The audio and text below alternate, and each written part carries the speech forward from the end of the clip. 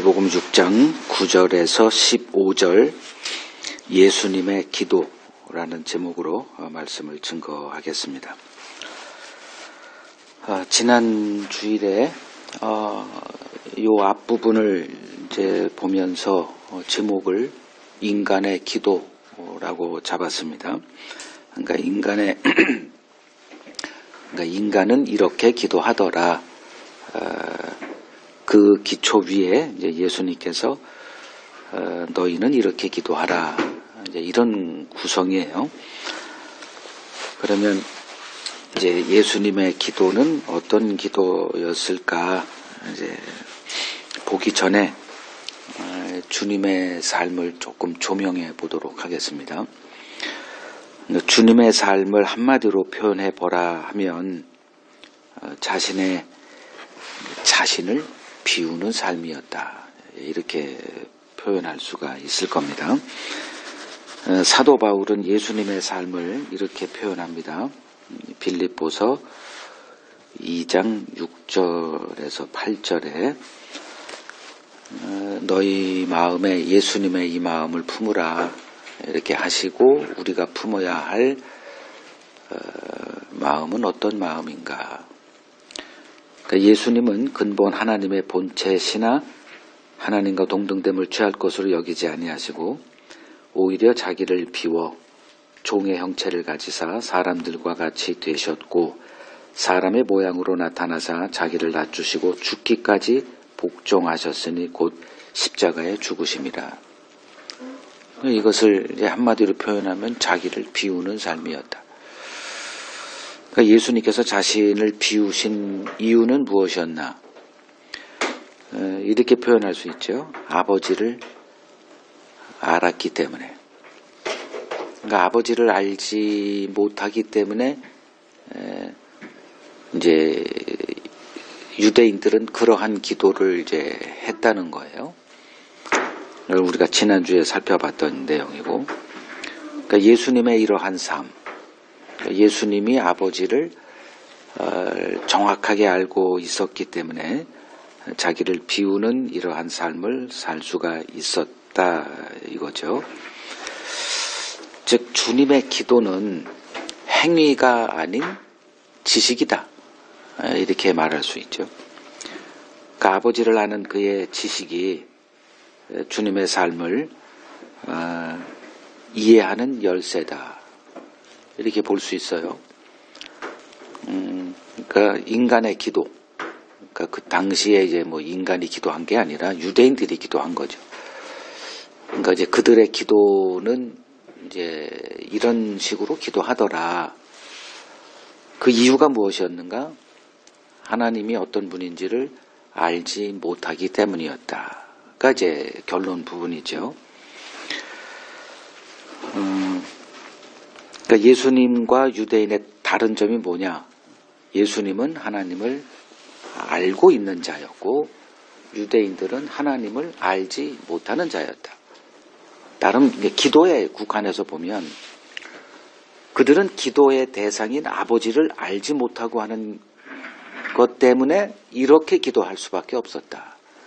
예수님은 이제 우리가 오늘 살펴볼 예수님의 이 기도는 왜 이런 기도가 가능했느냐? 아버지를 아는 지식 때문이다. 이렇게 이제 구분이 되죠. 그러니까 이러한 그 하나님을 알아요. 예수님은 그랬기 때문에 하나님과 본체세요. 근데 동등됨을 취하지 않고 자기를 비워 종의 형체를 갖자 사람까지 낮아졌고 십자가까지 낮아졌다. 이게 가능한 거예요. 이러한 그 주님의 눈에 하나님의 선민이다 자칭 말하고 있는 그 유대인들의 신앙, 그들의 기도는 허구죠. 아무 의미도 없는 거예요. 요한복음 4장 22절을 보죠. 요한복음 4장 22절을 보면 너희는 알지 못하는 것을 예배하고 그 사마리아 여인에게 이제 이런 말씀을 하세요. 그러니까 너희는 뭐 사마리아인을 얘기하는 게 아니에요. 유대인들까지 다 포함한 얘기예요. 그 너희는 예배는 참 열심인데 그 예배를 받으신다 하는 그 분에 대한 지식은 없지 않니? 이게 말이 된다고 생각하니? 이게 웃기는 짓이라는 거예요. 이게 코미디죠, 다. 그러니까 여러분들도 이런 코미디, 이런 나중에 나서 다, 나 뻘짓하고 살았네. 내가 이 터가 잘못돼가지고 다 무너진다고 하는 거. 그게 다 뭐냐 하면은 하나님을 아는 지식이에요. 그러니까 하나님을 아는 게 우선이지 행위를 우리는 이제 행위부터 나가잖아요. 교회 생활하게 되면 뭘 해라라고 그 생활 지침부터 배워서 그걸 하죠. 근데 그 모든 것들이 이 알매, 이 지식, 하나님을 아는 지식에 기초하지 않을 때는 결국은 다 아무 무의미한 것으로 무너지더라. 그 얘기를 지금 예수님이 하고 있는 거죠. 그러니까 유대인들의 기도, 저는 인간의 기도다. 왜냐하면 유대인들은 인간의 대표자로 부름받아서 그들에게 성경을 쥐어줬더니 무슨 짓을 하더라를 보여주기 위해서 유대인들이 대표로 선발된 자들이에요.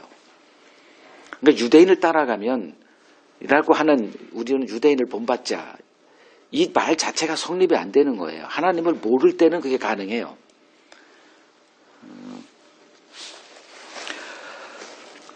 그러니까 호세아 선지자가 이제 외쳤듯이 그들이 망하는 이유는 하나님을 아는 지식이 없기 때문입니다. 이건 아주 분명한 사실이에요. 스스로 하나님이 되고자 선악과를 먹은 인간에게 이제 어떤 변화가 일어났는가? 관계적 인간에서 소유적 인간으로의 변화다. 이렇게 보시면 됩니다. 그러니까 인간에게 신은 무엇일까요? 조금 아까 전제를 얘기했어요. 관계적 인간에서 소유적 인간으로의 변화다. 그러니까 인간에게 신은 뭐다? 소유죠. 소유를 위해서 신을 섬긴다? 그러니까 인간에게 신은 소유예요. 그걸 한마디로 그냥 더 짧게만 돈이 신이죠. 그래서 골로새서 3장 5절에 탐심이 곧 우상 숭배다 이렇게 말하는 겁니다. 우리가 신을 섬기는 거는 왜? 소유를 증대하기 위해서예요. 왜? 소유가 곧 힘이니까. 힘이 곧 신이니까. 내가 힘이 있으면 뭐하러 신을 구합니까? 그러니까 내가 스스로 신이 되고자 선악과를 먹은 인간의 이제 인간을 어떻게 이제 규정하느냐 이런 식으로 규정하면 딱 맞아요. 소유입니다, 결국은. 그러니까 우리들을 구별하는 모든 것들이 다 뭐예요? 소유로 구분되죠. 얘는 회사를 가졌는데 한 100명 가졌어. 얘는 회사 직원이 회사의 사장인데 1000명 가졌어. 구분이 되죠. 그게 다 힘으로 이제 나타나는 거예요. 그러니까 인간에게 신은 이제 소유가 됩니다. 그 결과 이제 어떤 일이 벌어졌느냐? 이 땅의 소유권을 넘겨받은 사탄이 이 세상 신이 돼 버립니다. 조금 설명할게요. 창세기 3장을 가보세요. 창세기 3장 14절. 이제 인간이 타락합니다. 하나님이 다 보고 계세요. 그걸 뭐 개입을 안 하세요. 왜냐하면 교육이 문제지 지금 걔들을 행복하게 살고 뭐 불행해서 이런 건 하나님의 관심사가 아니에요. 우리들의 관심사는 거기에 있지만 하나님의 관심사는 이제 하나님의 계획하신 뜻을 이제 이루어가는 거예요. 그게 인간 역사로 나타나는데, 그러니까 선악과를 이렇게 가운데 놓으셨어요. 이걸 먹는 자는 다 죽는다. 근데 사탄이 등장해서 안 죽어. 하나님이 의도가 있으니까 이렇게 한 거야. 의도가 뭐예요? 너희가 이걸 먹으면 하나님이 돼서 선과 악을 아는 자가 될까봐 두려우니까 하나님이 먹지 말라고 한 거야. 이래니까 거기에 걸려 넘어져서 그 말을 듣고 나서 다시 그 선악과를 여태껏 쳐다보지도 않았던 선악과를 보니 모함직도 하고 먹음직도 하고 지혜롭게 할 만큼 탐스럽기도 하고 그래서 그걸 누가 안 먹어요? 그걸 먹었죠. 그리고 남편도 같이 이제 먹이죠. 죄에 동참하게 하죠. 그리고 나서 이제 어떤 일이 벌어졌느냐? 이제 하나님이 밤에 이제 서늘할 때 저녁쯤에 나타나서 이제 이렇게 한 사람 한 사람 이제 추궁하잖아요. 이제 사탄을 먼저 추궁하죠. 14절 뱀에게 이제 네가 이렇게 했으니 네가 모든 가축들과 들의 모든 짐승보다 더욱 저주를 받아 배로 다니고 살아있는 동안 뭘 먹어요? 흙을 먹는다는 게 뭘까요? 뭐 뱀이 뭐 흙을 먹습니까? 흙이 뭐예요? 땅이죠. 이 땅을 너는 이 땅이나 먹어라 이거예요. 시기 표현하면 억양이 잘 전달됐는지 모르겠는데 너에게 이 땅 소유권 다 줄게 그래. 네 속내 하나님이 모르겠어요? 이거 이해되세요? 이 세상 소유권을 줄게 이거예요. 그 결과가 뭔지 이제 나중에 드러나겠지만 사탄은 오케이 된 거죠. 내가 원하는 걸 얻게 됐어요. 그러니까 하나님이 우리에게 이 땅의 것을 주는 것은 축복이에요? 저주예요? 육의 눈으로 보면 복이죠. 하나님께 너무 감사하죠. 하는 것마다 잘 되니까. 근데 영의 관점으로 보면 그건 저주예요. 그거를 이렇게 표현하세요. 하나님이. 배로 다니고 살아있는 동안 너는 흙을 먹으며 살아라. 이 땅 거 줄게. 이거 가져. 이렇게 되는 거예요. 그러니까 부모가 자녀에게 줄 수 있는 최고의 저주는 재물을 물려주는 거가 되겠죠. 이해가 되세요? 이게 성경이에요. 그러니 이 세상 소유를 가진 이 사탄이 인간이 섬기는 하나님이 되지요? 그죠? 그래서 그 예수님이 이제 처음에 오셔서 이제 그 성령에 이끌려서 사탄에게 시험 받으러 갈 때 세 번째 이제 예수님을 공격하는 게 이 세상 모든 영광을 다 보여주면서 내게 절하면 다 줄게 이렇게 되잖아요. 그러면 이 세상 네 소유가 돼. 이 세상 사람들은 소유만 주면 섬기더라. 그걸 사탄은 너무나 잘하는 거죠. 그러니까 예수님은 그걸 이제 이런 지하에 이제 거부하시면서 십자가의 길로 이제 가셨고요.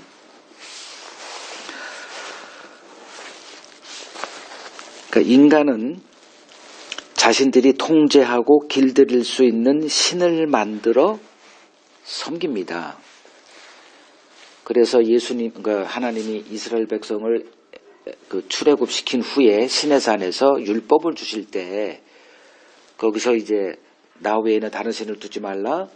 그리고선 이제 그 우상에 관한 얘기를 하죠. 너희를 위하여 새긴 우상을 섬기거나 그 앞에 절하지 말라.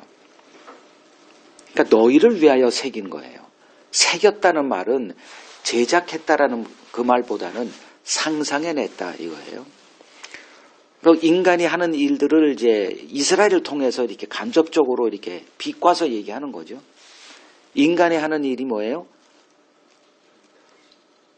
그러니까 인간이 이제 자기 힘으로는 부족한 역부족이죠. 이 세상 사는 게 우리가 다 경험하는 것들이. 그래서 만들어내서 이제 섬기는 게 우상이죠. 그걸. 우상. 그러니까 무신론자들은 돈을 아주 딱 내 주먹이 신이야 뭐 이렇게 얘기하죠. 노골적으로. 그건 맞는 거예요. 그걸 틀리다고 할 수는 없죠. 내 주먹이 힘이지. 돈, 내 주먹에 뭐가 있어야 돼? 돈, 권력, 뭐 회사, 뭐 경영권 이런 게 있어야 되잖아요. 그거 신이에요. 그게. 이 세상은 다 신을 섬겨요. 뭐 종교적인 뭐 이런 개념이 아니고 다 신을 섬긴다고. 그러니까 그 돈을 많이 이렇게 해서 이게 내 신이야 이렇게 말하잖아요. 이게 똑같은 개념이거든. 근데 기독교인들이 하나님을 섬긴다고 하는 거나 이 세상 사람들이 하나님 개떡이나 줘라 뭐 아무 종교하고 관계없는 사람도 돈을 이렇게 딱 신이다 하는 거랑 똑같은 의미죠. 그죠? 그러니까 인간은 뭘 몰라? 하나님을 몰라요. 그러니까 영에 관한 한 그냥 맹인이고 백치들이에요. 그러니까 거기서 이제 하나님이 이제 이렇게 우리에게 하나님을 아는 지식을 이렇게 주신다. 이거는 거의 미션 임파서블이에요. 불가능한 일을 하나님은 행하고 계시는 거예요.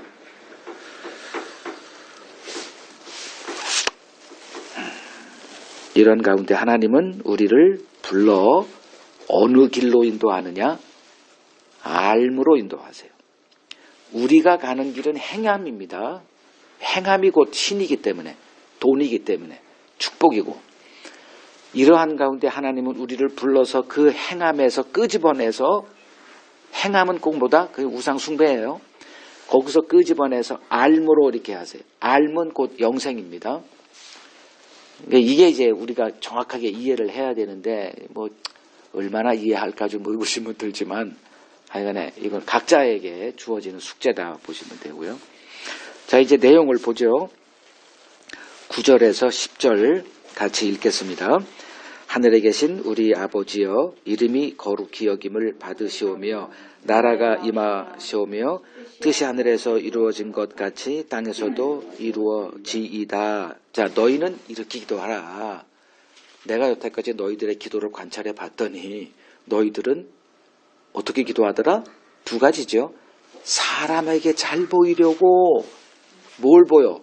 나는 이렇게 신심이 좋아, 혹은 경건 생활에 이렇게 탁월해, 너희들보다 내가 우수해, 뭐 이런 걸 자랑하려고, 잘 보이려고, 내가 더 나은 나를 보여주려고 사용되는 게 기도였고, 또 하나는 기도의 목적은 응답이니까 하나님을 어떻게든 간에 설득해야 돼. 내가 이렇게 필요한 이유를 설명을 해야 돼. 이게 다 응석받이죠, 그죠? 그러니까 이렇게 그걸 중언 부언, 이게 말을 더덕더덕 많이 붙여야, 같은 말의 반복이 중언 부언이라 그랬죠. 그 같은 말을 왜 반복할까? 뻔하죠. 정성. 5분 얘기하는 것과 3시간 얘기하는 것은 다르죠. 그래서 한국교회 뭐 유명하죠. 3시간 기도. 이게 다 중언부언인데 정성이 가는 거예요. 정성이 가미돼야 신이 감동을 먹고 주지 않아야 될 것도 주더라. 이제 이거잖아요. 우리가 열심을 내는 이유가 뭐예요? 감동 먹이려고, 하나님을 감동 먹게 해서 이렇게 받아내려고 하는 거잖아요. 이 두 가지, 사람에게 잘 보이려고, 하나님께 있다면, 그런 신이 있다면 정성을 다해자. 그래서 빼내자 많이. 그러니까 어려서 애들이 하는 게 뭐예요? 애교 피우는 거. 이게 다 우상 숭배와 연관이 돼 있거든. 얻어야 되거든. 그래서 관계적 인간에서 소유적 인간으로 변화된 인간이 하는 일이 뭐다? 갈 길은 뻔하다는 거예요. 우상 숭배라는 거예요. 우상 숭배의 본질은 내 거 챙기는 거예요. 자, 그러한 기도를 쭉 설명을 하시고, 너희는 이렇게 기도해라 해서 첫 번째 기도가 9절 10절이에요. 이런 기도 할까요, 사람이? 이거는 우리 기도에는 없는 거예요. 근데 교회 가면 이런 거 하죠. 뭐로 해? 입술로 하죠, 그죠? 하나님의 영광을 위해서, 하나님의 뜻을 위해서. 그는 입술로는 뭐 다 이렇게 해 먹어야, 이렇게 해야 사람들이 쏘아 넘어가고, 그들도 또 그렇게 또 세뇌가 돼가지고 기도할 때 하나님의 뜻이 이루어지고 뭐 이렇게 하고, 그래야 뭐가서 면이 쓰죠, 그죠? 어떻게 다짜고짜 내 꺼내나 이렇게 합니까? 그러니까 초를 좀 이렇게 양념을 치는 게 뭐다? 9절 10절이에요. 다 뭐다? 입술로 하는 거예요. 그래서 예수님도 마태복음 15년 입술로는 나를 공경하되가 요 구절을 암송한다 이렇게 되는 거예요. 이것이 여러분들의 관심사예요. 아니, 스스로 말해보세요. 여기서 뭐 말로 이렇게 답하지 말고 스스로 자문해보세요. 이게 여러분들의 관심사냐고. 눈 뜨면 아버지의 뜻에 이렇게 하냐고요. 이건 쳐서 복종하지 않고서는 불가능한 기도입니다. 자, 이 기도문을 봤을 때 너희는 이렇게 기도하라 해놓고 요 얘기를 하세요. 하늘에 계신 우리 아버지여, 이름이 거룩히 여김을 받으시오며 나라가 임하옵시며 뜻이 하늘에서 이름같이 땅에서도 이루어지리라는 기도를 하라. 이렇게.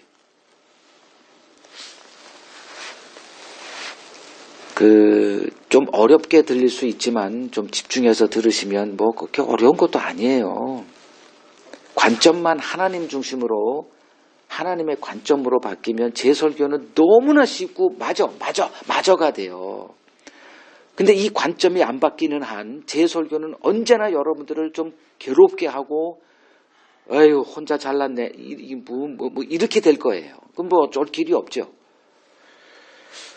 예수님의 우리가 그렇게 뭐 공경한다, 예수님은 뭐 다 옳다라고 하는 그 예수님의 가르침, 설교, 유대인들에게 단 하나도 먹힌 게 없어요. 다 튕겨나갔을 뿐이죠.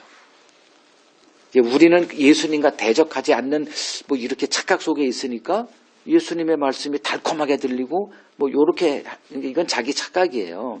예수님의 말씀 하나하나는 다 우리를 정죄하는 것들입니다. 이 기도도 마찬가지예요. 이렇게 기도하라가 아니에요. 난독증에 걸린 사람은 또 그렇게 하라 그래가지고 이걸 또 이렇게 하죠. 뭔 소리인지 못 알아먹는 거예요. 이 기도문은 뭐다? 예수님의 삶을 말해요.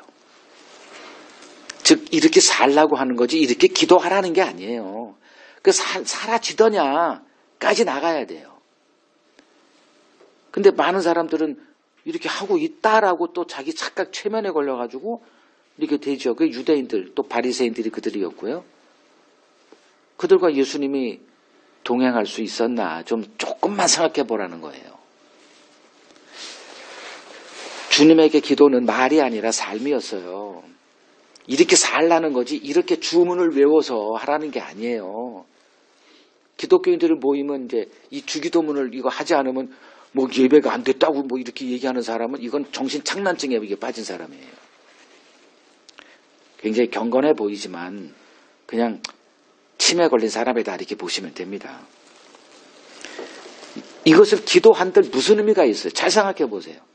자, 이걸 외웠어요. 주기도문은 다 외우잖아요. 하늘에 계신 우리 아버지, 이걸 외운들 게 뭔 소용이 있어요? 이해되죠? 그죠? 이걸 외운들 뭔 소용이 있어요? 이걸 주구장창 하루에 5, 6번, 뭐 이슬람은 5번 기도하니까 10번 한다고 칩시다. 2시간에 한 번씩 이걸 기도한들 그게 무슨 의미가 있을까요? 기도는 말이 아니라 삶이다. 이걸 사도 바울이 깨달은 거예요. 그 사람은 이 의식의 달인이었어요. 바리새인이었으니까. 그가 뭐라고 얘기하냐? 고린도전서 4장 20절에 하나님의 나라는 말에 있지 않고 오직 능력에 있다. 말이야 뭘 못해요. 오늘날 그 기독교인들 10명만 가지고 말 잔치를 벌이면 이 세상은 벌써 천국이 돼야 됩니다. 근데 변화가 되나요? 똑같잖아요.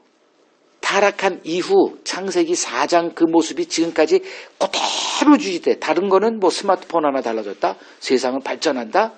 그건 다 육의 관점이고 하나님이 스마트폰하고 뭔 관계가 있어요?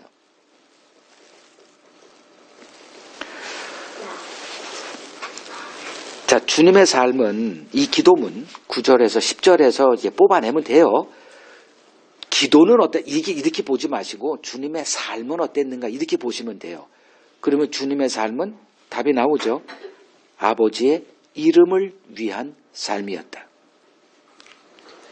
이렇게 사셨다는 거예요. 이렇게 기도했다는 게 아니라.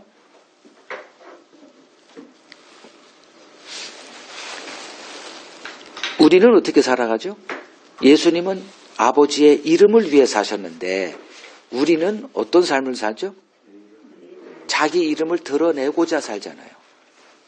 그래서 이름을 죽기 전에 내 이름이 사람들에게 알려지지 않을 때는 그냥 실패자로 규정돼서 비참하게 그냥 나는 뭐 다음 생에나 바라보지 이렇게 이 세상에서 하직 인사를 하죠.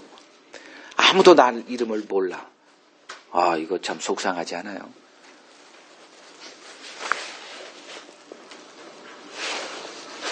우리는 자기 이름을 위해 살아갑니다. 창세기 11장 4절 바벨탑 사건에서 나오죠. 우리 이름을 내고 이렇게. 그러니까 성경 여기저기에서 이제 인간은 누구들인가 이렇게 다 알려줘요. 그걸 종합해 보면 인간은 이런 존재구나. 답은 나오게 돼 있습니다. 반면에 예수님은 아버지의 이름과 뜻을 위하여 사셨어요. 그것을 위해서 이 땅에 보내진 자입니다.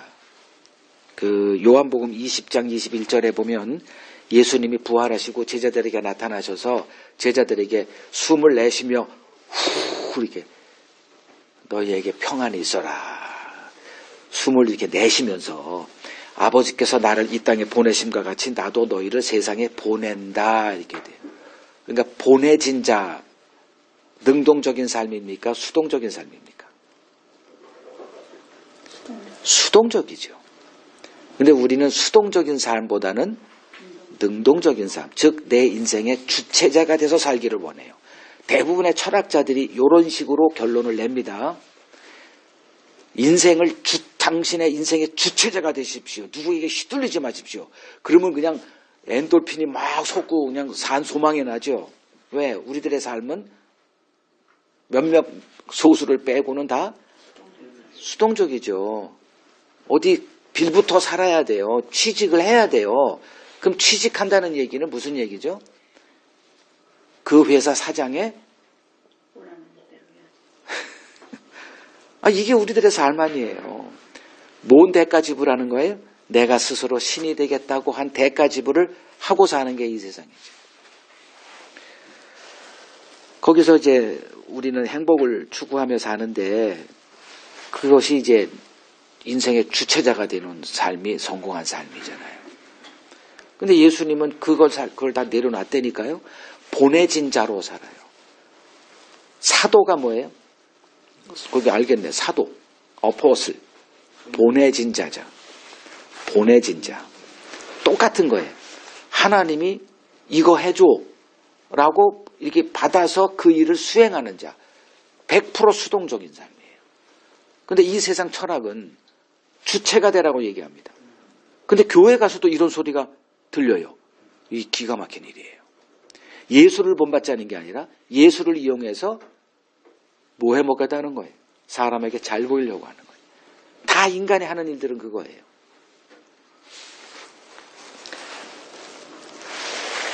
이 땅은 스스로 하나님 되기를 원하는 영모자들의 세계예요. 영모자, 무슨 뜻인지는 알죠? 구태타한 자들.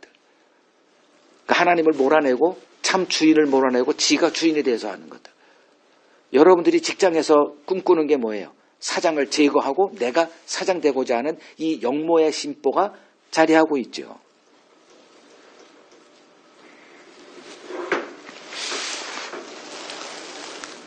이러한 세상에 하나님의 뜻이 이루어지는 하나님의 나라, 이걸 흔히 천국이라 그래요. 그 천국을 세우기 위해서 보내진 자가 예수님이었어요. 예수님은 이 아버지의 뜻에 충실했습니다. 그 뜻에 충실하다는 얘기는 그 뜻을 알았다는 거죠. 그걸 단 한 번도 기억해서 제거하지 않았어요. 피곤하고 힘들었지만 거기에 자기 자신을 속박시켰어요. 근데 우리는 자유를 원하고 해방을 원하고 우리나라 지금 대통령도 입만 열면 자유 자유 자유 자유 외치지만 그 자유는 지자유더라고 알고 보니까. 우리들의 모든 자유를 희생하고 나의 자유를 위해서 나를 섬겨라. 이제 이건 왕이잖아요, 예전에.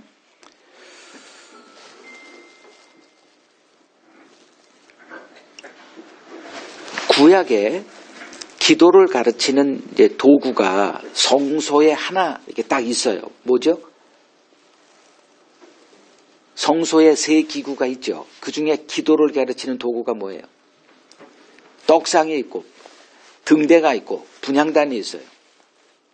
기도를 가르치는 도구가 분향단이잖아요. 향을 이렇게.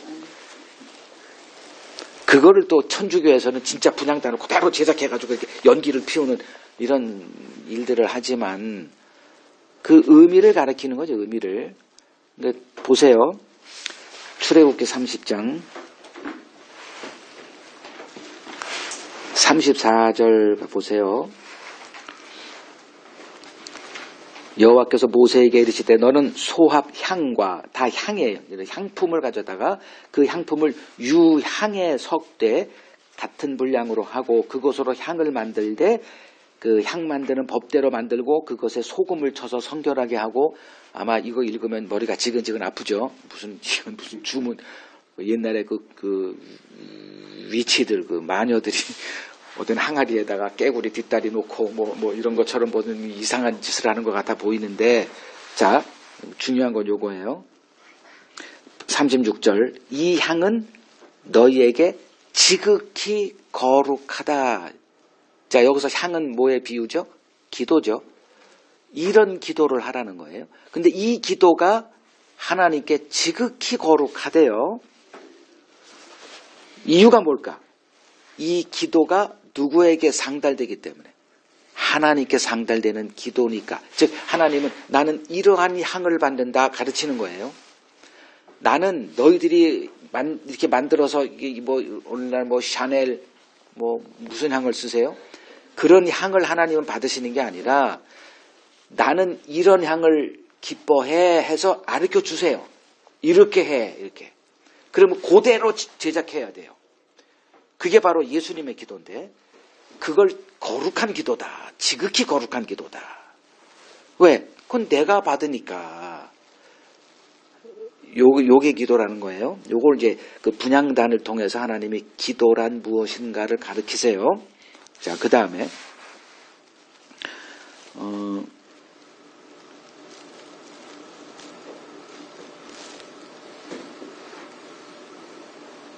37절, 내가 여호와를 위하여 만들 향. 잘 보세요. 여호와를 위하여 만들 향은 거룩한 것이다. 그래놓고 너희를 위하여는 그 방법대로 만들지 말라. 비교가 되는 게 뭐죠? 하나님을 위한 것, 너희를 위한 것. 이거 지금 이제 보이죠? 기도는 누구를 위한 거여야 돼요. 이제 기도가 뭔지가 조금 보일 거예요. 38절, 냄새를 맡으려고 이 같은 것을 만드는 모든 자는 어떻게 된다? 그 백성 중에서 끊어지리라. 이게 재밌지 않아요? 저는 성경을 보면요, 그러니까 여러분들이 어떤 뭐 영화를 보고 너무 재밌으면 선전하듯이 못 견디겠잖아요. 너무 재밌으면. 티켓이라도 사가지고 보게 만들잖아요. 지인이면. 제가 성경 보는 이 기쁨이 그런 거예요. 와, 여러분들에게 가지고 공유되었으면 참 좋겠는데, 냄새를 맡으려고 이것을 만드는 모든 자는 백성 중에서 끊어지리라. 이 얘기는 내 언약 백성이 아니야, 이제 이거 되죠.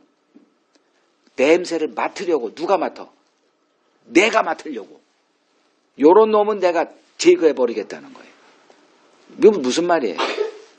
향은 누구에게 올려줘서 누가 맡아야 돼요?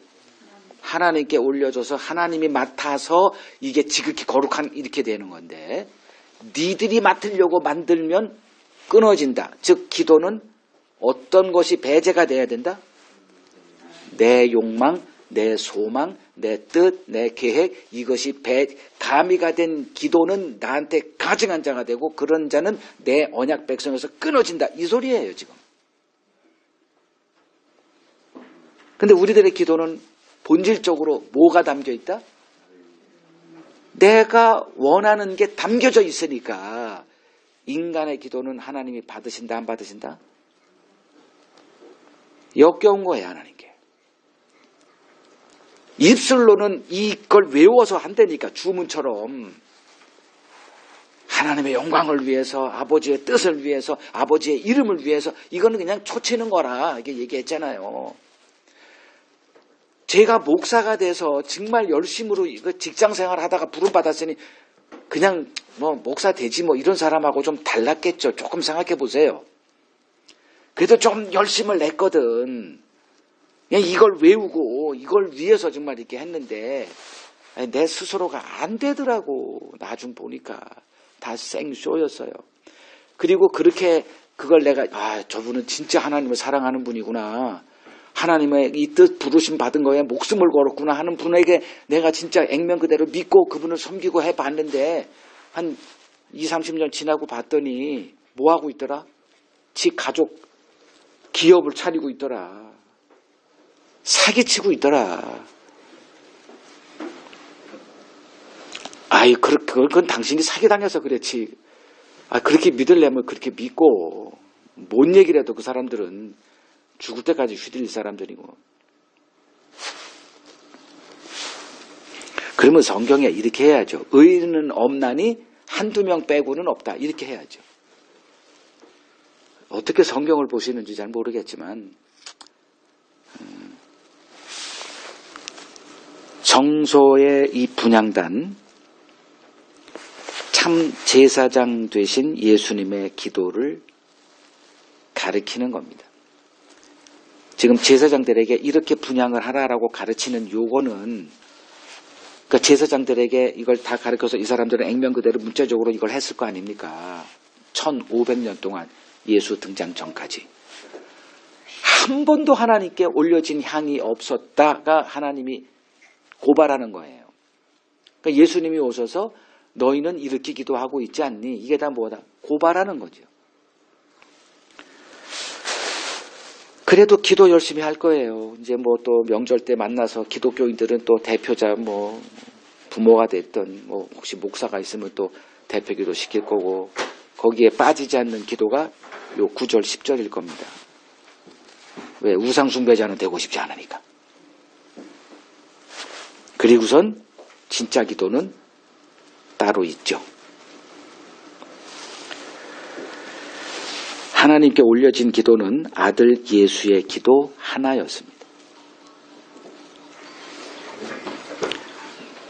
인간의 기도에 빠지지 않는 것이 인간의 욕망이죠.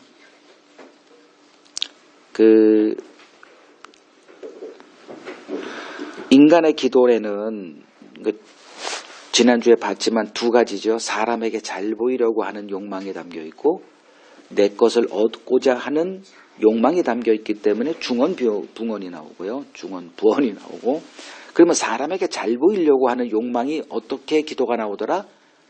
이 어휘를, 예수님의 어휘를 빌어다가 내 기도에 포장해서 선포되는 기도가 나오더라. 일단 다 넘어가요. 이 기도를 하면. 그죠? 그냥 갑자기 기도합시다 해놓고 아버지 저 배고픈데 빵 주세요. 이런 기도하면은 이거 좀 저 목사죠. 이렇게 되죠. 그러니까 뭘 해야 돼요? 사람에게 잘 보이려고. 그냥 배고프면 빵 줘 이렇게 기도하세요.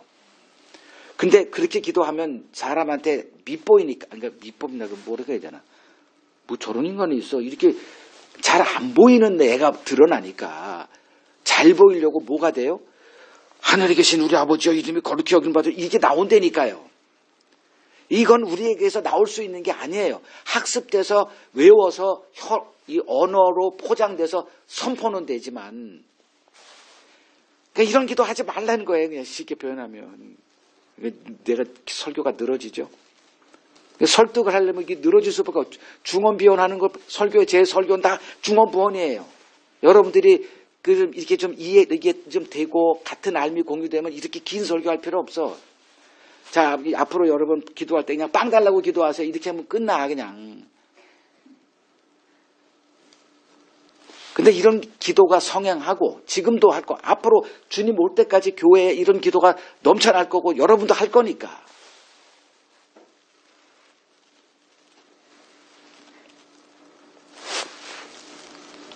인간의 마음은 자기 이름, 자기 뜻이란 욕망에 이미 포로된 마음이에요.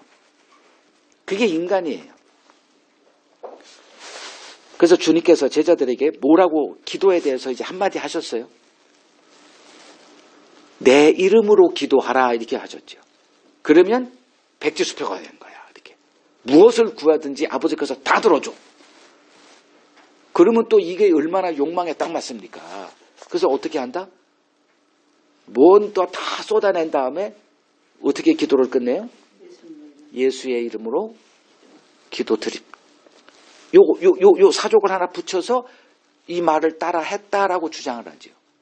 그럼 예수님이 또라이라서 모든 기도 다 한 다음에 내 이름으로 기도하면 하나님께서 다 들어줘. 이렇게 될까요?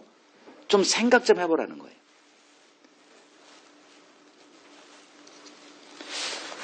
근데 우리는 그렇게 하죠. 이 세상 모든 행위에는 형식과 내용이 있어요. 내용이 빠진 형식은 사기죠. 근데 우리는 내용은 상관없고 형식을 해요, 그냥. 그리고 했다라고 주장을 하고. 근데 왜, 뭐, 이거야, 뭐, 이렇게 승질을 내요. 했는데, 이렇게. 이걸 난독증이라고 밖에 표현이 안 돼요. 못 알아듣는 거예요. 아무리 설명을 해도 전혀 이해가 안 되니까 맨날 그냥 똑같은 일이 반복되는 거예요. 못 알아먹어요, 정말.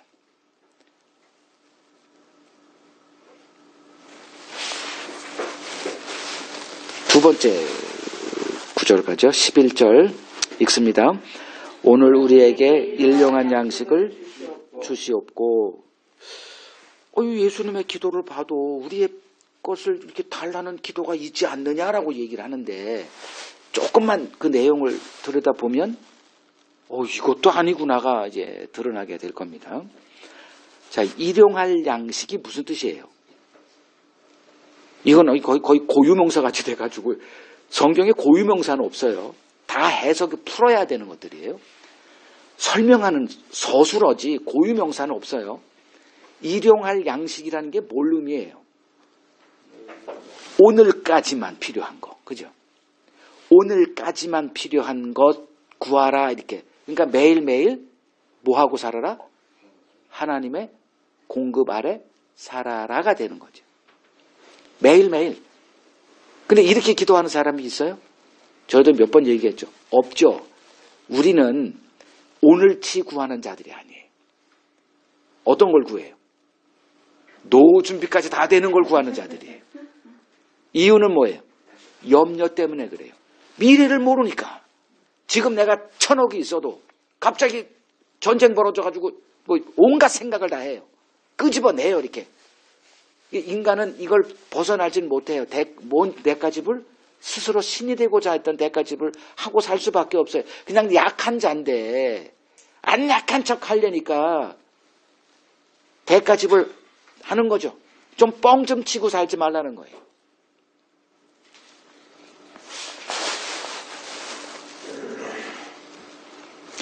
일용할 양식을 구하라. 이 말은 내 삶을 하나님의 손에 맡기고 살라는 겁니다. 또 수동형이에요. 주체는 하나님 한 분밖에 없어요. 근데 우리는 선악과를 먹었다니까요. 내가 스스로 하나님이 돼서 내 인생의 주인이 돼서 살고자 하는 욕망에 지배를 받고 사는 자가 된 자가 어떻게 일용한 양식을 구하며 살 수가 있겠느냐. 애당초 불가능한 요구를 주님이 기도하라 하십니다.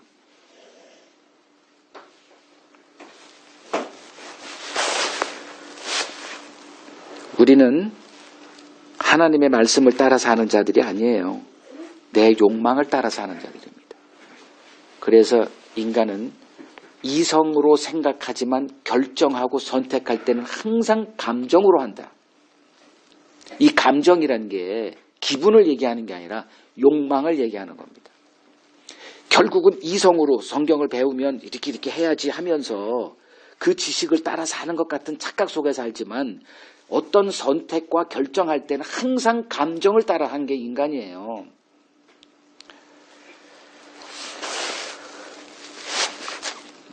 이러한 인간을 가장 이제 잘 보여주는 도구가 이제 만나였어요. 그러니까 그 출애굽한 이스라엘이 이제 하나님께서 이제 그들을 인도하죠. 이제 완벽하게 하나님의 손에 이끌리는 삶. 구름이 뜨면 가고 멈추면 서고 뭐 이렇게 살았잖아요. 40년을. 그러니까 애굽에서 나오게 한 다음에 그들을 인도한 삶의 현장은 광야였죠. 그래서 예전에도 말했지만 우리들이 경험하게 될 예수님을 만나고 나서 우리가 경험하게 될 삶의 현장은 광야다 이렇게 얘기해요. 광야는 뭐가 풍성한 곳이에요? 원망이 풍성한 곳이에요. 원망이 없다? 그건 하나님의 인도받지 않는 삶이에요. 내 삶에 원망과 불평이 쏟아지는 삶이 계속된다? 그럼 틀림없이 당신의 삶은 하나님의 인도 아래 있는 삶입니다. 이렇게 말해야 됩니다. 유대인의 삶이 그랬다니까. 뭐 만사형통이라고 하는 건 뻥이고 그건 그냥 이상주의고 애굽에서 끄집어내서 이제 그렇게 좋아했죠. 아유, 누가 노예가 되고 살고 싶어요. 자유인이 돼서 좋았지만 막상 하나님이 그들의 삶을 인도해서 그들의 삶 입에서는 뭐가 쏟아져? 그냥 매일 원망과 그냥 쏟아지는 거예요. 이 죽일 놈, 이 모세 이놈의 시기 때문에 우리 괜히 그냥 그나마 거기서는 먹을 거나 있었죠. 광야는 뭐가 없어? 아무것도 없는 곳이에요. 뭐만이 있어야 돼? 하나님의 공급만으로만 살 수 있는 곳이 광야예요. 이걸 하나님이 우리에게 맛보게 하겠다는 거예요.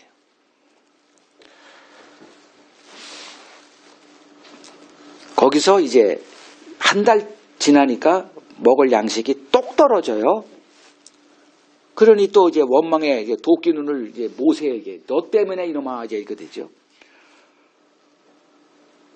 그러니까 이제 모세가 이제 죽겠어요. 이제 내 저놈들 내가 예전에 알아봤지. 내가 40년 전에 저놈들 도와주겠다고 했다가 저놈들이 날 고발해가지고 내 인생 종쳤어.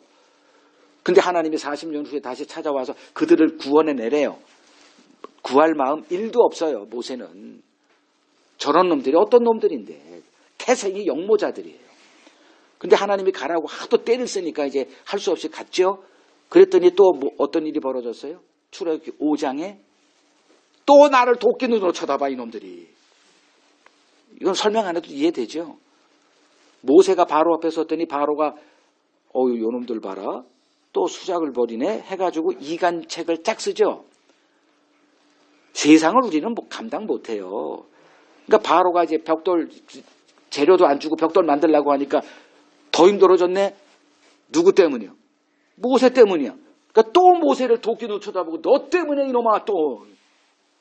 그게 모세가 이거 또 걸렸네. 그래서 하나님께 어찌하여 나를 보냈니까 또 항변합니다. 그때 하나님이 이제 내가 개입할게. 그리고서 이제 모세의 지팡이를 통해서 이제 출애굽을 이루어 가시죠. 그리고 출애굽한 후에 광야에서 이제 뭐 쌀이 나와 뭐가 나와죠. 먹을 거 하나도 없어요. 그러니까 먹을 거 달라고. 그때 하나님이 만나를 주죠. 그 만나를 주고선 그냥 주는 게 아니라 그냥 널려 있는 게 만나예요. 그냥 먹으면 돼. 세상에 이런 좋은 세상이 어디서. 거기 직업이 뭔 필요가 있어요. 먹을 게 주어지는데. 근데 조건이 있네. 일용한 양식만 구하래요. 그게 만나예요. 그날 너희들의 각자 분량이 구해야 될 가서 거둬야 될 분량이 오멜. 한 오멜이에요. 오멜. 한 2리터 정도 돼요. 그거 가지고 하루로 살래요. 근데 나가서 그 오멜이라고 하는 그 분량만 가지고 온 사람은 소수예요. 대부분 이렇게. 그러니까 몇몇은 그렇게 순종하는 사람이 있으니까 이런 소리가 아니라 살인하지 말라고 다 살인합니까? 몇몇 살인하죠. 몇몇 살인하는 것은 결국은 그 상황이 되면 모든 사람 다 살인한다가 되잖아요. 이게 설명이 길어지는데 우리는 다 뭐하는 자들이다? 일용한 양식을 구하는 자가 될 수가 없다라는 얘기가 만나를 통해서 가르치는 거죠. 안 된다니까 해보세요. 한 두 가마니는 지고 올 수도 없는 걸 지고 오는 자들이 우리들이에요. 근데 주님은 이러한 우리에게 뭘 구하라? 일용한 양식을 구하며 살아라. 이렇게 됩니다. 우리는 나의 미래를 남의 손에 맡기고 살아가는 것을 견디지 못하는 자들이에요. 스스로 신이 되기를 원했다니까. 이게 우리들의 고통이에요. 근데 세상은 어때요? 막 내가 내 주체가 안 되잖아요. 이게 뭐 사장이 됐어요? 뭐 사장이 돼도 더 큰 권력 정치인이 또 있네. 정치인의 권력은 또 이 대중들의 표에 있네. 5년마다 심판을 받네. 아무리 뭐 대단한 권력 가졌다고 해도 결국은 다 누구의 손에 이렇게 맡겨진 자들이에요. 인간은. 그러니까 고통이 되는 거죠. 불안하고. 그러니까 하나님께 맡기고 사는 이 믿음의 삶은 우리 체질에 안 맞아요. 하나님이 진짜 다 그러니까 내일도 책임져 줄까? 오늘은 줬다고 쳐도 내일도 해줄까?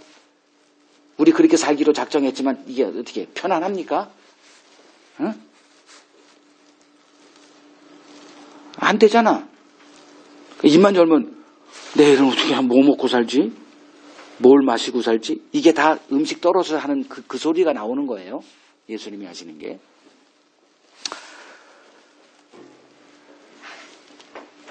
근데 하나님이 우리를 어떻게 인도하시나 광야를 보면 돼요. 출애굽한 이스라엘을 어떻게 인도했나 그 광야 생활을 보면 돼요. 아무것도 우리 스스로 할 수 없는 지경으로 이렇게 인도하세요. 이게 하나님의 우리의 함께 하심의 증거물이에요. 절대로 우리를 내가 스스로 이젠 됐다라는 그 삶의 현장을 맛보게 하지 않으세요. 언제나 죽겠다 그냥 숨이 여기까지 차는 그 삶의 현장으로 인도하세요. 뭐하게? 하나님의 은혜에서 끊어지지 않는 자 되게 하려고. 천국은 우리가 생각하는 그런 곳이 아니에요. 우리의 삶에 하나님의 은혜가 충만한 삶이라는 거, 이걸 이제 볼 수 있는 정도로 하나님이 우리를 인도하세요. 니들이 힘으로 사는 게 아니라 내 은혜로 산다. 이걸 가르치기 위한 최적의 장소가 광야입니다. 그러니까 여러분들 삶에서 하나님이 지금 나를 인도하고 계시나? 뭘 보면 된다? 숨이 콱콱 막힌다. 아, 됐다. 이런 게 아니라 숨이 콱콱 막혀요. 증명을 할게요. 고린도 후서. 안 믿는 것 같아가지고. 고린도 후서 1장 8절 9절 보세요. 사도 자신의 간증입니다. 형제들아, 우리가 아시아에서 당한 환난을 너희가 모르기를 원하지 아니하노니 힘에 겹도록 심한 고난을 당하여 살 소망까지 끊어지고 우리는 우리 자신이 사형 선고를 받은 줄 알았으니, 그러니까 하루하루가 죽었다 오늘 인생 끝이구나, 오늘 마지막 날이구나, 이렇게 살았다는 거예요. 이는 우리로 자기를 의지하지 말고 오직 죽은 자를 다시 살리시는 하나님만 의지하게 하려 하심이라. 하나님이 우리와 동행한다. 그 증거가 뭐다? 매일 나는 오늘이 마지막인가? 이렇게 내 인생 끝나나? 이런 삶이에요. 여러분들이 알고 있었던 하나님과 동행할 땐 이런 삶이 주어지더라가 아니올시다예요.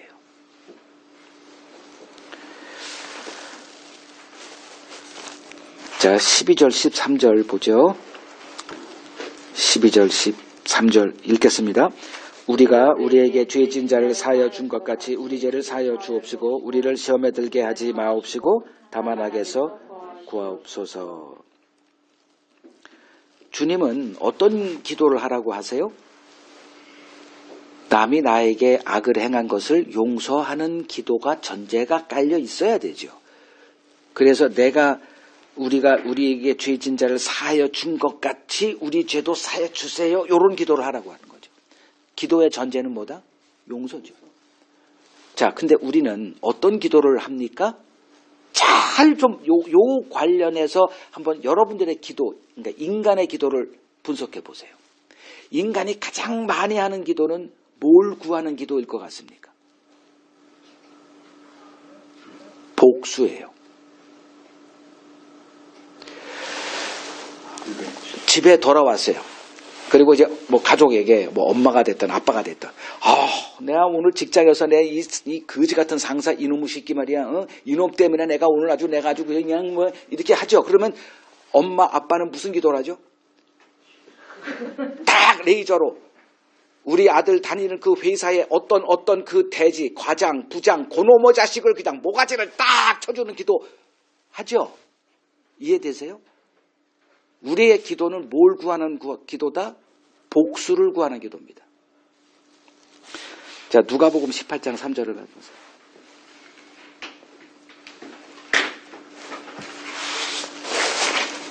자, 한 도시에 한 과부가 있습니다. 이 과부는 교회를 비유해요. 이 과부가 자주 한 재판관에 가서 내 원수에 대한 나의 원한을 풀어주소서. 무슨 기도? 복수를 구하는 기도죠. 이게 교회의 기도라는 거예요. 그러면 교회는 어떤 삶을 살고 있는가? 이 땅에서 어떤 삶을 살고 있는가? 원한이 쌓이는 자들이죠. 그 대표적인 게 죄가 있어서 우리가 고난을 당해요. 어떻게 해서 고난당합니까? 성경이 말하는 신자의 고난은 의를 위하여 받는 고난이죠. 의가 뭐예요? 예수님이 이 세상을 어떻게 대해서 고난당한 그것을 살아가니까 우리도 당연히 고난당하는 거죠. 그러니 신자의 마음에는 뭐가 가득해요? 원한이 있을 수밖에 없잖아요. 그죠? 원한이 있을 수밖에 없잖아요. 이 하나만 있는 게 아니라 계시록 6장 가보세요. 계시록 6장 10절. 그러니까 이제 9절, 10절 같이 봐야 돼요. 그러니까 다섯째 인을 뗄 때, 우리 계시록 다 공부했으니까 그냥 간략하게만 얘기할게요.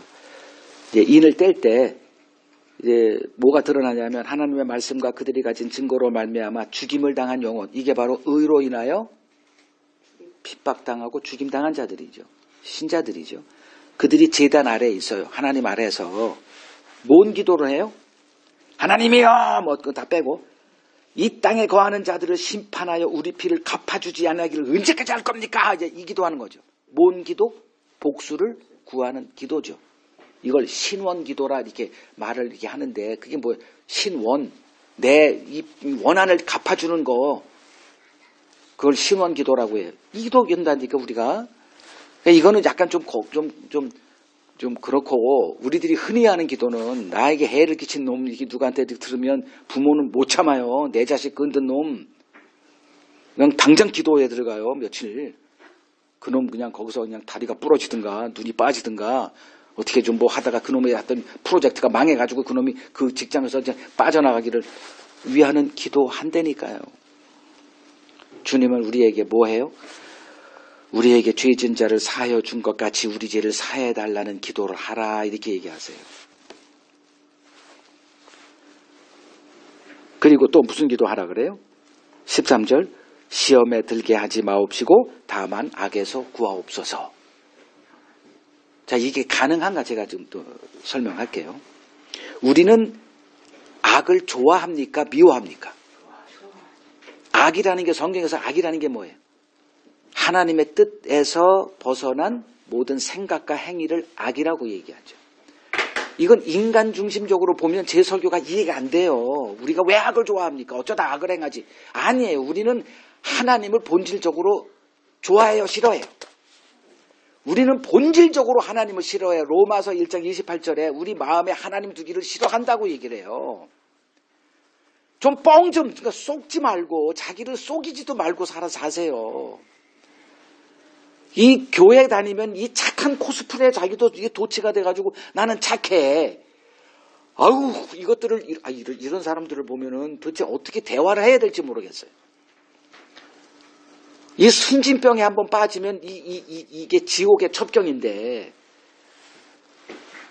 그냥 자기 착해 이 생각에 착하긴 뭘 착해 빠졌어요. 그냥 악인데 여러분 자체가 어떤 관점으로? 하나님 관점으로. 하나님은 여러분들을 그냥 악덩어리로 본다니까요.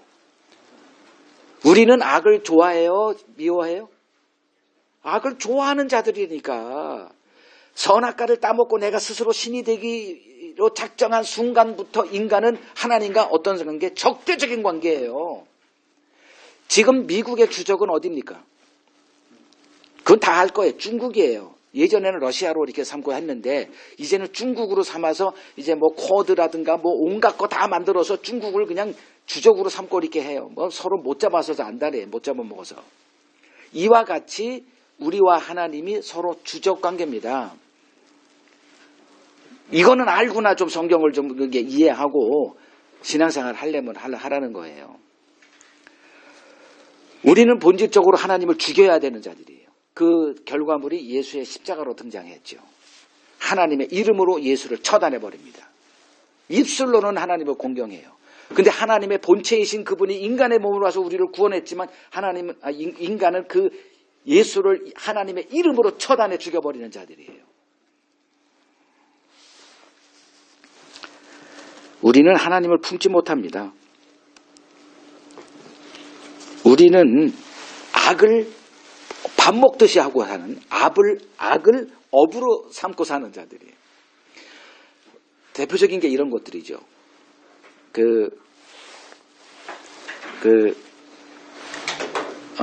우리의 기도를 하나님이 들으시니까 기도에 힘쓰십시오라고 하는 이것이 하나님께 악인 줄도 모르고 해요. 왜? 이게 좋은 거니까. 그래야 목회가 되고 성도들은 또 그거로 또 이렇게 힘을 얻고 살아가니까. 제가 지금 쭉 설교한 것들은 결론을 내면 하나님은 우리의 기도를 듣는다 안 듣는다? 안 듣는다. 누구의 기도만 듣는다? 예수님의 기도만 듣는다. 아무리 얘기를 해도 이 얘기는 그 쓰레기통으로 다 가버리고 하나님은 여러분들의 기도를 들으십니다. 그래서 주구장창 기도할 거 아니에요. 오늘 또 기도할 거고 내일도 기도할 거고. 안 듣는다. 아무리 얘기를 해도 기도할 거예요. 왜? 악을 좋아하니까. 교회 성장이 하나님의 뜻이다라고 하는 이 새빨간 거짓말도 우리는 좋아해요.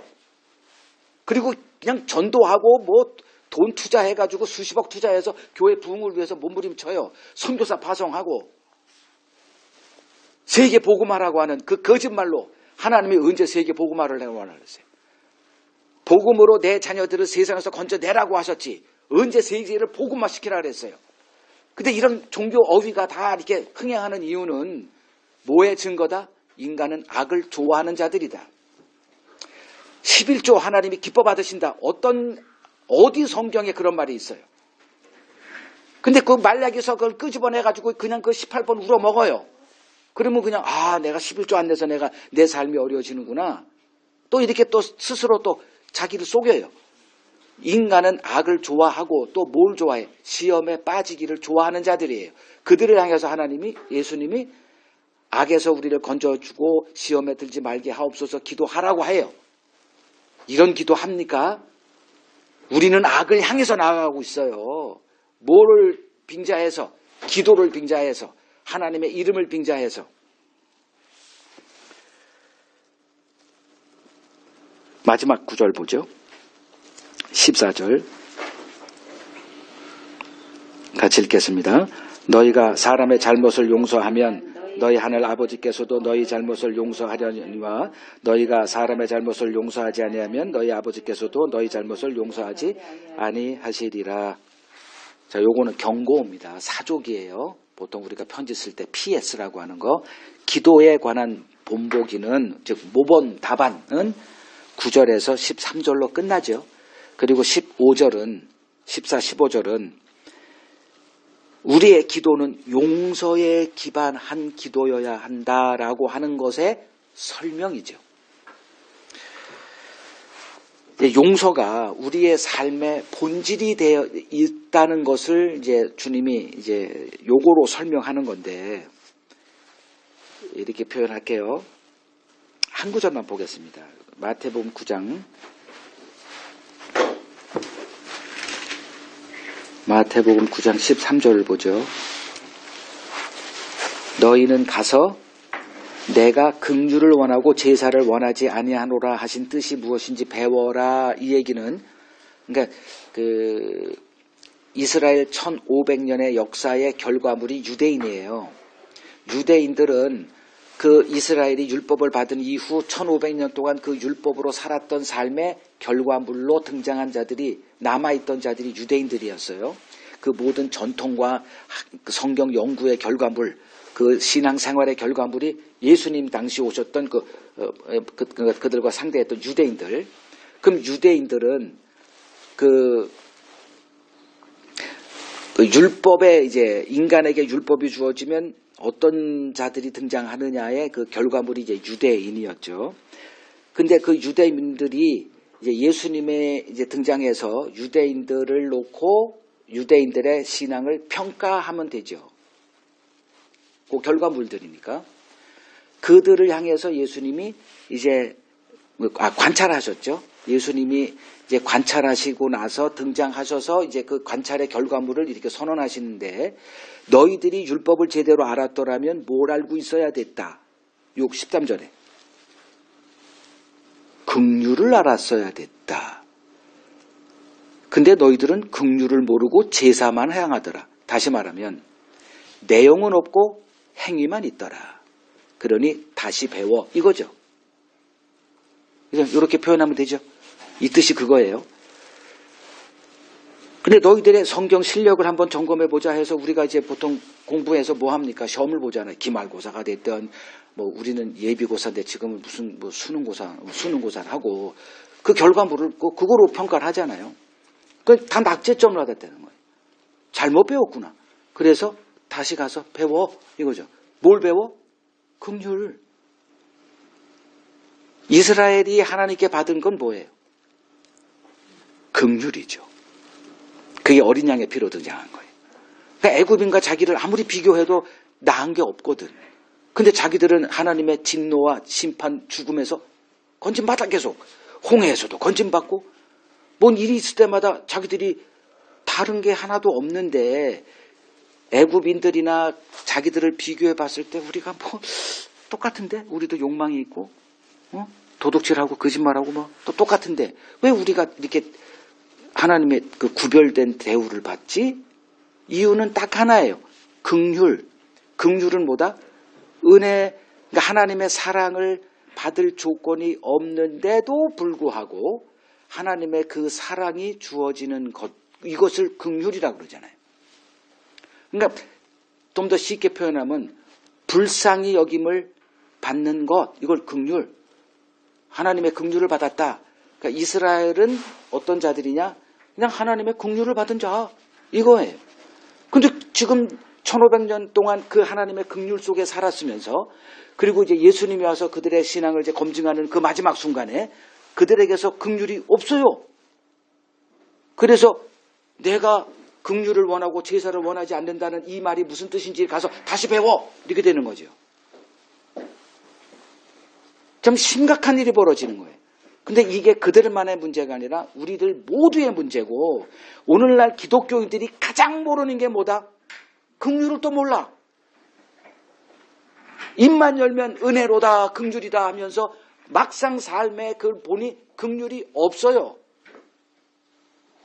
지금 주님이 얘기하시는 게 그거예요. 그래서 이 기도를 가르친 후에 사조까지 붙였다니까 우리가 너희가 사람의 잘못을 용서하면 하나님도 용서하거니와 너희가 사람의 잘못을 용서하지 않으면 너희 아버지께서도 너희 잘못 용서하지 않아. 이 얘기는 언약관계 끝 이렇게 되는 거예요. 뭘 모르면? 긍휼을 모르면.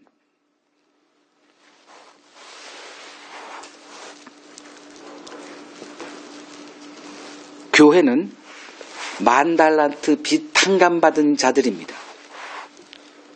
10,000달란트라는 거는 이제 갚을 수 없는 거를 얘기하니까 죄를 얘기를 해요. 죄는 그 무엇을 통해서도 이 문제 해결할 수 없어요. 근데 하나님이 뭐로 그 문제를 풀었느냐? 자기 피로, 즉 하나님의 피라는 거는 생명이잖아요. 피째로 먹지 마. 짐승을 이제 노아 홍수 끝나고 나서는 갑자기 동물 짐승 먹으라 그래. 고기를 먹으라 그래. 그래 놓고 그 이유는 딱 하나. 피를 가리키기 위해서요.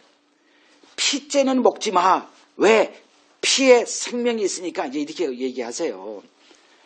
그러면 피로 우리가 구원받았으니 우리의 구원값은 무슨 값? 하나님의 생명값이죠.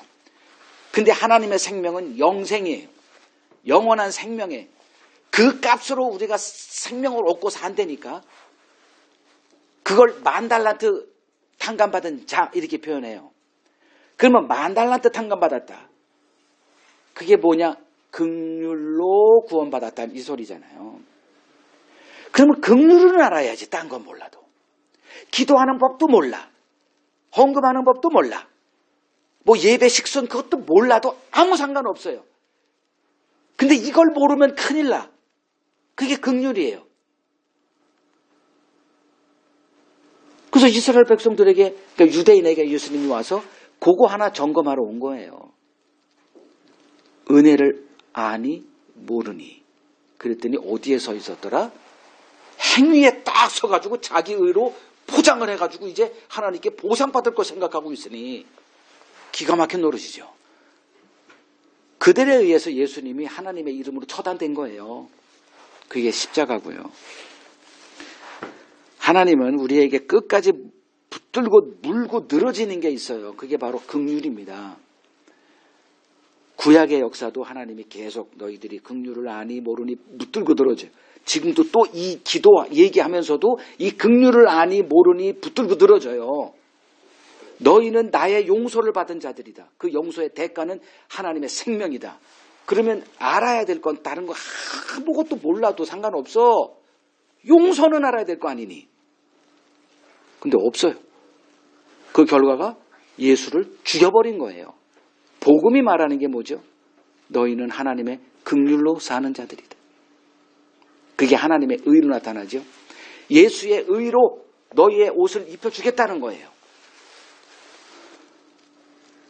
근데 그것이 내가 왜 하나님의 의를 입어야 돼? 내 의로 충분한데 못 견디는 거예요. 견딜 수가 없는 거예요. 내가 하나님의 긍휼의 대상이라는 게. 그럼 천국은 어떤 곳이냐? 하나님의 긍휼을 아는 자들. 그게 천국이에요. 하나님의 긍휼을 아는 자들로 천국을 채우겠다가 하나님의 뜻이에요. 근데 이 하나님의 긍휼 그렇게 받으면서도 그 하나님의 긍휼을 알지 못한다? 그는 하나님의 언약 백성이 아니에요. 그냥 기독교인 그게 무슨 상관이 있어요. 그건 신학이고 그게 뭔 상관이 있어요. 그거 몰라도 아무 상관없어. 그냥 하나님의 긍휼을 알면 끝이에요. 그거 하나 점검하러 왔는데 이스라엘에게 그게 없어요. 그래서 이런 결론 내리는 겁니다. 천국은 어떤 곳이냐? 하나님의 긍휼을 아는 자들이 하나님의 은혜를 찬송하는 나라. 이걸 견딜 수 있느냐? 못 견디면 천국을 줘도 스스로 거부하게 돼 있어요. 지금 하나님이 우리에게 뭔 일을 하고 계시냐? 이제 결론 부분이에요. 천국을 견딜 자들로 만들어 가시는 거예요.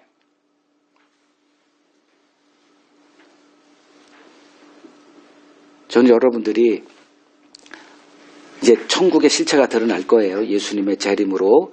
그러면 그 나라를 견뎌내고 버틸 수 있는 자들로 서 있었으면 참 좋겠어요. 말이 이상하게 들리죠. 여러분들이 생각하는 천국은 없어요. 하나님이 계획하신 천국이 어떤 나라인지 여러분들이 배우지 못하면 천국을 여러분의 손에 쥐어줘도 여러분들은 그 천국을 어떻게 해? 분노 가운데 내팽겨칠 겁니다. 천국은 그런 나라예요. 하나님은 자기 언약 백성을 그 천국을 견뎌낼 수 있는 자들, 그런 자들로 만들어 가세요. 여러분들이 성경에서 봐야 될 게 다른 거 없어요. 피를 보시면 됩니다. 피가 뭐다? 하나님의 긍휼이다. 우리는 하나님의 사랑을 받을 수 있는 조건, 그런 자들이 아니에요. 그럼에도 불구하고 우리에게 그 하나님의 은혜가 주어졌다? 이걸 보시라고요. 성경에서 이걸 보고 아, 내가 하나님의 긍휼로 사는 자들이구나. 그걸 내가 받았구나. 그러면 천국은 얼마든지 견뎌낼 수 있는 나라가 됩니다. 여러분들이 이 천국의 수혜자들이 되시길 간절히 소망합니다. 9절에서 15절